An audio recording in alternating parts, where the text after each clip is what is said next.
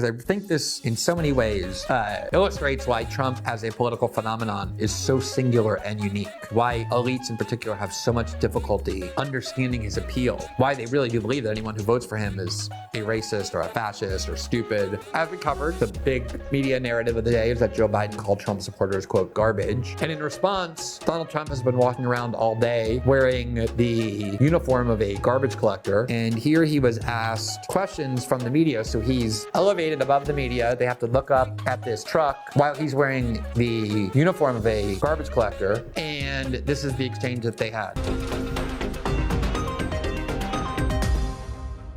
There is actually an election day that will determine who the next president of the United States will be and which party controls the executive branch. It's obviously consequential. There's also elections that will determine the composition of the United States Senate and the U.S. House as well, that are part of that same process. And I just wanted to give you a little bit of our perspective and analysis on this. First of all, ever since I've been writing about politics and doing journalism, the part of the year that I've always hated the most is in the weeks or even a month or 2 months leading into especially a national election. I remember in 2008, 2012, 2016, 2020, again now, the same sort of unpleasantries happen. First of all, people who are partisan get even more partisan, meaning people just lose any interest in what's happening in the world, in what's true, and the only thing they care about is saying things or doing things that help one party, their candidate, and damage the other. And I don't blame them. I'm not criticizing that. That is what political activism is for. That is what political activism should be about, doing everything possible to elect a particular candidate or a political campaign. But I don't see this show, I don't see myself as being a political activist. I try very hard to keep journalism separate from that.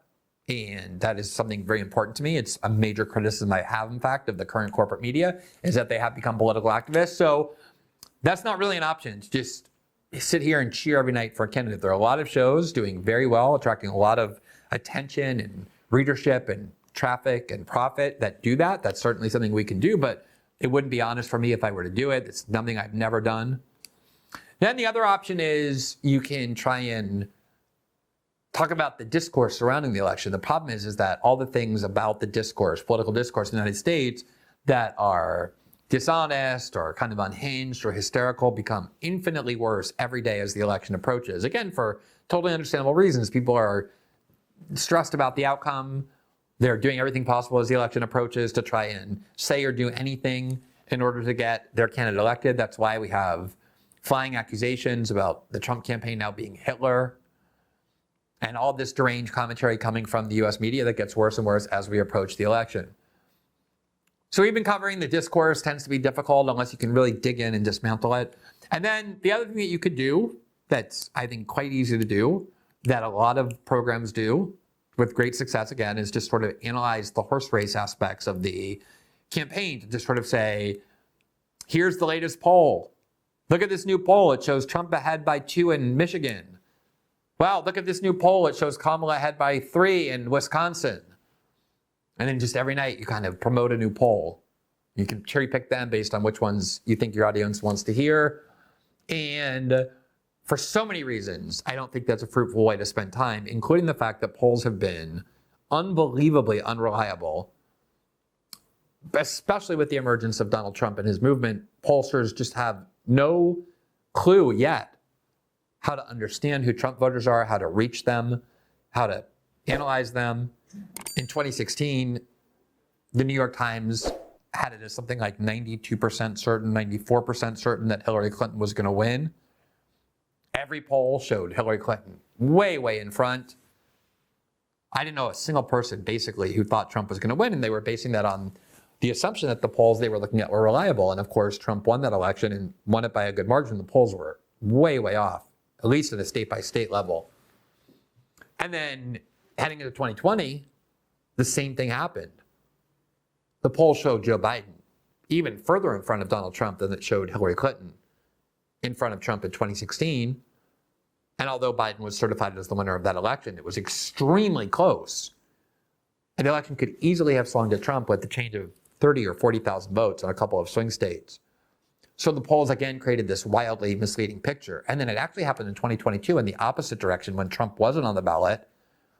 And a lot of polling companies and therefore a lot of media outlets were insisting that there was going to be this massive red wave that would flood both the Senate and the House with all sorts of new Republicans or remove Democratic incumbents. And although the Republicans did manage to take over the House, it did so by a tiny margin compared to how midterm elections have usually functioned for the opposing party in office that usually does very well in midterm. The Republicans didn't have a very successful 2022 midterm. And so again, the polls were off, although this time Trump wasn't on the ballot. So it doesn't mean that they've compensated too much for their failures in 2016 and 2020 to attack Trump support. It just means that with Trump not on the ballot, they also couldn't figure things out. So now Trump's on the ballot again. And I think there's a conventional wisdom that I think I'm prey to as well, that we've just seen in the last two times when Trump was on the ballot running for president, the poll showed Trump with a huge disadvantage against both of his opponents in 2016 and 2020. And both times polls severely underestimated the level of support of Donald Trump. So when you see polls this time that are showing basically Trump tied with Kamala Harris, not just in individual states, but nationally, which thinking about the popular vote that both Biden and Hillary won by a lot, if Trump is even tied with the popular vote or just a point or two behind, the assumption, of course, instinctively is that, well, it seems like the polls must be undercounting Trump support again because they still haven't figured out how to detect Trump supporters. But who knows? Maybe they have now overcompensated, knowing that they undercounted Trump voters in the last two elections and now are showing more Trump support than really exists, are showing a closer election than really will happen. So even if I were to try and analyze polls, they're not very predictive. They've proven not to be very predictive. It's kind of just a way of satiating yourself because you want to know the results. And so they help you think that you're understanding the results. And so there's just not much to say about the election other than when we find things that we think are revealing about broader political trends like tonight. I don't think the Joe Biden comment was particularly significant. I think the reaction to it by the media was. I think Joe Biden's cognitive disability is significant. So we use it to extract that meaning of it. But to sit there and cover the election as the election, I think is very difficult. So nonetheless, I know that's what people want to hear about. So sometimes we do cover it, but only when we think we have something meaningful to say. If you were to put a gun to my head and force me to make a prediction, I suppose I would say I think Trump is going to win just because in 2016 and 2020, they wildly undercounted his support, where if they do that even to a small extent this time, given what the polls show, it means that he's likely to win. There's been a lot of disturbing trends of people who think the United States is wildly on the wrong track, which usually means that's bad for the incumbent. There's a lot of traditional Democratic voters, Latinos and Black people, and other non-white voters who have clearly migrated away from the Democrats to the Republican Party. There's more enthusiasm for Donald Trump as a candidate than there is for Kamala Harris. And so I don't know anything more than anybody else, but that's what I would say. Now, I just want to end with this because I think this in so many ways illustrates why Trump as a political phenomenon is so singular and unique in American politics, why elites in particular have so much difficulty understanding his appeal, why they really do believe that anyone who votes for him is a racist or a fascist or stupid. And you keep hearing them say things that reflect that, when in reality, Trump's appeal is so obvious. The most obvious being that he spews contempt at and vandalizes and even defecates on the most cherished and sacred pieties of American political institutions and the ruling class status quo, which is what people hate more than anything. And we've seen this work in many other countries where all you have to do is say that you're here to destroy institutional authority that people have come to hate throughout the democratic world, and any candidate who does that will successfully attract people to them. I think that's the reason why Obama won in 2008, despite a lot of reasons why he probably shouldn't have. all the barriers he faced, because he was able to convince people, even though it was a fraud, I'm not from Washington, I've barely been here, look at me, I'm not part of the political class, I'm here to use people power behind me to change the way Washington works and the people for whom it works. And that was convincing. People craved that. And he was able to channel that. Now, of course, he got in. He was nothing but an agent of status quo perpetuation. But I think that was his appeal. And that's obviously Trump's appeal, too. Whenever Trump does things that the press gets horrified about, or that Democrats and liberals and elites are enraged by, it reinforces this idea that Trump is on the side of the people. And that's why institutional authorities that they despise, including the media, especially the media, hate so much. So I just want to give you a couple examples just from the last 24 hours of how this works. So as we covered, the big media narrative of the day is that Joe Biden called Trump supporters, quote, garbage. And in response, Donald Trump has been walking around all day wearing the uniform of a garbage collector. And they got a garbage truck that he's riding around in that says Trump 2024 on the side. And here he was asked questions from the media. So he's elevated above the media. They have to look up at this truck while he's wearing the uniform of a garbage collector, just like he wore the uniform of a McDonald's worker last week or the week before. And this is the exchange that they had. Puerto Rico an apology for what the comedian said? No, I love Puerto Rico, and Puerto Rico loves me. I don't know anything about a comedian. I love Puerto Rico. Nobody's done more for Puerto Rico than me. I took care of them when they had the big hurricanes, and nobody gets along better with Puerto Rico and the Puerto Rican people than me. They love me, and I love them. Go ahead. I'm sorry, but you cannot deny that that's funny. That it's just so indifferent to the demands and expectations made of him by liberal elites. He's like, yeah, there was some comedian, I have no idea who it is, I don't even know what he said. But Puerto Rico, I love Puerto Rico. Puerto Rico loves me. Nobody's ever done more for Puerto Rico than I have. And for so long, it was taboo in media circles and liberal circles to admit that Trump is naturally hilarious. He's naturally funny. He's a showman. Could you imagine Kamala Harris doing something like this? Could you imagine her putting on a McDonald's uniform? Could you imagine her? She won't even speak off the cuff. They don't let her speak unscripted except in the friendliest of environments, and so often there she embarrasses herself because she's so, and we've seen this as vice president too, the reason why she embarrassed herself on so many occasions is because she was petrified of speaking in an unscripted way because she has no confidence in her knowledge or her grasp of the situation. And when you're that insecure, you get awkward. I'm sure you've all had that experience where you're insecure, you feel insecure in a social situation, you lose your personality, you lose your ability to be funny, you lose your ability to just be smooth and natural with people. It comes from this insecurity that she reeks of. Yeah, she can give a speech by now and read off a teleprompter and seem effective with it. In very controlled settings like the debate with Trump, she did well.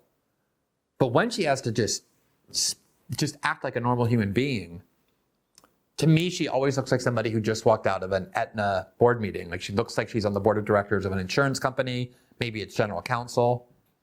And she always looks like she just comes out of the corporate world. Everything about her is emanating of that. And I remember one time when I lived in New York City in the early 1990s, when, I think I've told this story before, but Trump was very famous, very, very well known. This is before he was a very successful star of a primetime show on NBC, The Apprentice, but he was known as this kind of gallivanting billionaire, this very like charismatic figure. The tabloids loved him, celebrities loved him. And I remember he went to visit a building in New Jersey that he was building some gigantic structure. And instead of going there and speaking with the financiers or the bankers, he ended up just hanging out the entire time with the construction workers. And then afterward, he said to the media, anyone can be famous among elites. Real fame is when working class people, the workers, know who you are and scream your name. That's what he cares about, has always cared about the most. He always has had this resentment, the kind of that Richard Nixon had, even though he grew up wealthy. He grew up in an outer borough in Queens.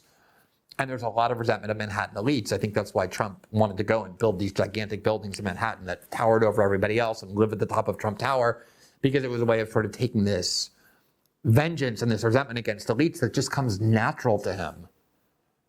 His contempt for these people is real, and you cannot replicate that. Here is Trump getting off of his plane today, and he's, again, wearing his sanitary worker uniform. Actually have labeled us, and that's what the scary part is. But yet it seems to be kind of normal that we would hear this kind of rhetoric and degrading talk coming from the president and the administration. You know, well, Grant, do you remember that conversation? I think it was between Peter Strzok and Lisa Page, where they were talking about Walmart, about how it smells like Trump supporters. Tara's exactly right, Grant. They have been talking about Trump supporters like this for a very long time. Amanda, think about this. We're watching our screen where President Trump's Trump Force One has landed. You've got a gentleman walking down.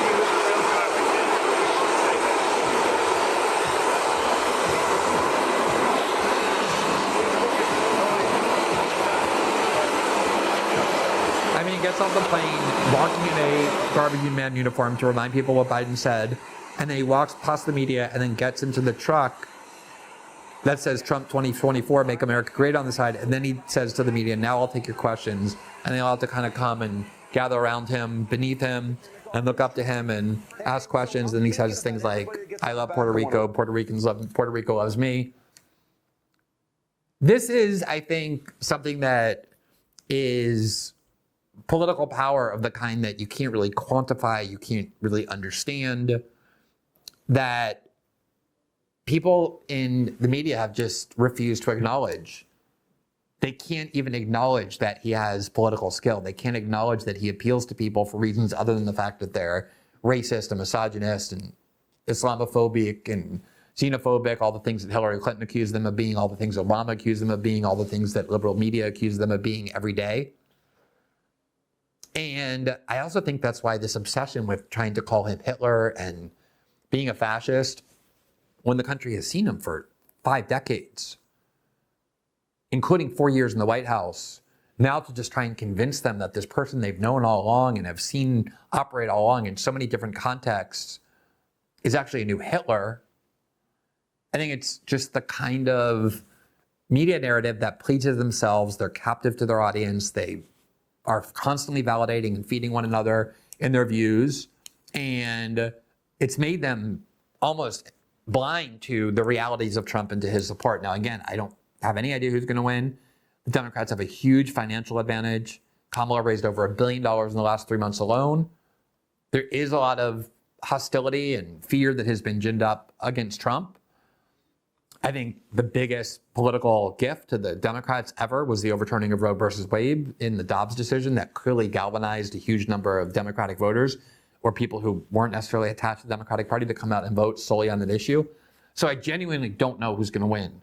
But what I do know is that the media just is so blind with hatred and rage and fear of Donald Trump, which I think is very genuine, that it has completely blinded them to the realities, not just of Donald Trump, but especially to the people who support him and the reasons why they do so.